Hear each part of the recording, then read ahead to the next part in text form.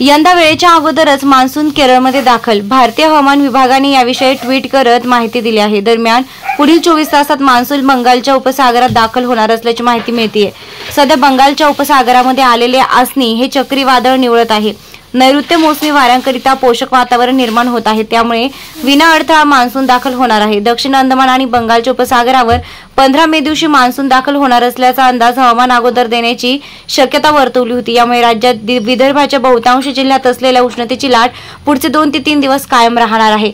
मराठवाडा, मध्य महाराष्ट्र आणि कोकणमध्ये हवामान कोरडे राहणार आहे, असा अंदाज हवामान विभागाने वर्तवला आहे. मान्सून पुढील 2 दिवसात अंदमानमध्ये दाखल होण्याची शक्यता हवामान विभागाकडून व्यक्त करण्यात आली आहे. दरवर्षी मान्सून अंदमानात 18 ते 20 मेच्या दरम्यान दाखल होत असतो. मात्र अनुकूल स्थितीमुळे तो 5 दिवस अगोदर येण्याची शक्यता आहे. पुढील 24 तासात मान्सून अंदमान निकोबार बेटांचे संपूर्ण क्षेत्र, अंदमानचा समुद्र आणि मध्य पूर्व बंगालच्या उपसागराचा काही भाग व्यापणार आहे, अशी माहिती मिळत आहे.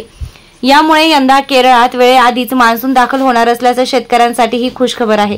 पुढील 4 आठवड्यात भारतीय विभागाने देशभरात पावसाचा अंदाज वर्तवला आहे. यामध्ये पहिल्या आठवड्यात अंदमान समुद्रावर पावसाच्या सरी बरसणार असण्याची शक्यता वर्तवली. यानंतर दुसऱ्या आणि तिसऱ्या आठवड्यात अरबी समुद्रावर आणि यापुढील आठवड्यात दक्षिण द्वीपकल्प आणि लगतच्या आग्नेय अरबी समुद्रात सरासरीपेक्षा जास्त पाऊस होणार असल्याचा अंदाज आहे.